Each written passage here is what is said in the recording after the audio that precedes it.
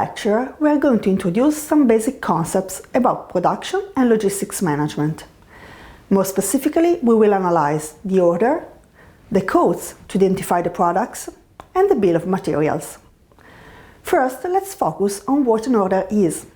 The order is a document that indicates the intention to buy some products or services.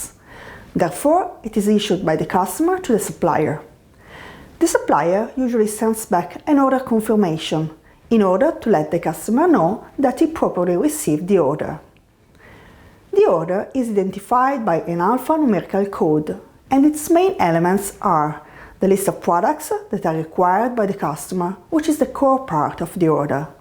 More specifically, the order is organized in several lines. Every line is devoted to a specific item, and it reports the product code, its description, and the order quantity. Then, at the top of the order, we usually have the information regarding the customer and the supplier, which are essential for the invoicing process, the address, the headquarters, and so on.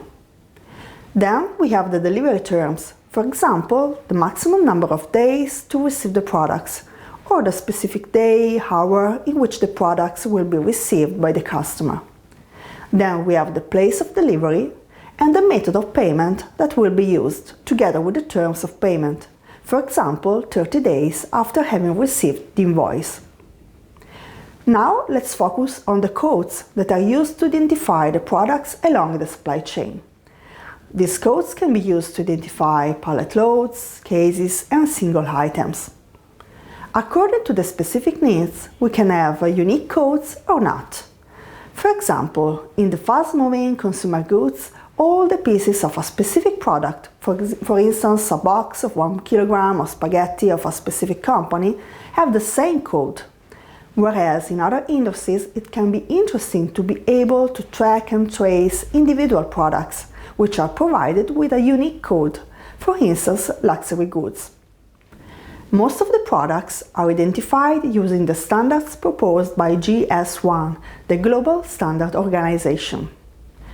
Different technologies can be used to read the product's codes, and they differ in terms of level of automation. We can have alphanumerical codes, which are usually read by a human with no automation. We can have barcodes, which can be scanned one by humans or fixed readers, for example on a conveyor. And then we can have RFID tags, which are based on radio frequency identification.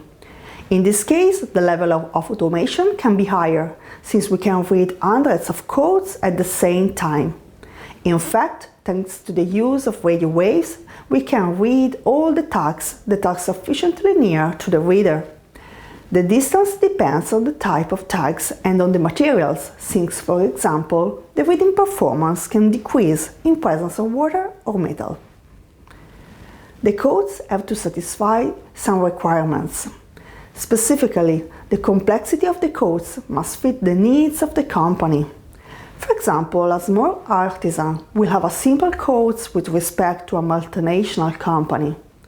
Moreover, the codes must be compliant with national and international standards. Let's now consider the bill of materials. This is a structured and hierarchical representation of all the different parts that compose the product. More specifically, it is very useful since it allows to see how the raw materials and components are combined in order to have the final product, and the use of the resources, since there are coefficients that indicate the quantities of raw materials and components that are required to make a single unit of the final product. In order to better understand how to define a bill of materials, let's see a simple example.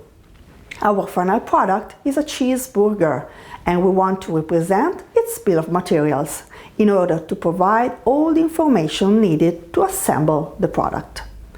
At the level 0 of the bill of materials, there is the final product, so our cheeseburger. At the first level, there are all the parts that compose the cheeseburger and that should be assembled together, so bread, cooked meat, cucumber, onion rings, ketchup, and cheese. The numbers in the picture indicate how many components we need to assemble a cheeseburger. For example, we need 2 slices of bread, one slice of cooked meat, and so on. At the first level of the bill of materials, we can have simple components, for example, the slices of bread, or we can have components that require production activities that should be performed before the final assembly. For example, if we consider the cooked meat, we have to consider that in order to have one slice of cooked meat, we need to have a slice of shaped meat to be cooked. This is the level 2 of the considered bill of materials. Moreover, in order to have one slice of shaped meat, we need 100 grams of minced meat. We have just considered a very simple example, useful to understand the concept of the bill of materials. Nevertheless, products are usually much more complex than a cheeseburger, and as a consequence, also their bill of materials becomes more complex and more useful. For example, imagine that you have to define the bill of materials of the engine in the picture. You would have much more components organized in numerous levels. In this lecture, we have seen some basic concepts related to production and logistics systems, the order, the product codes, and the bill of materials. All these concepts will be useful to better understand the contents that will be illustrated in the following lectures.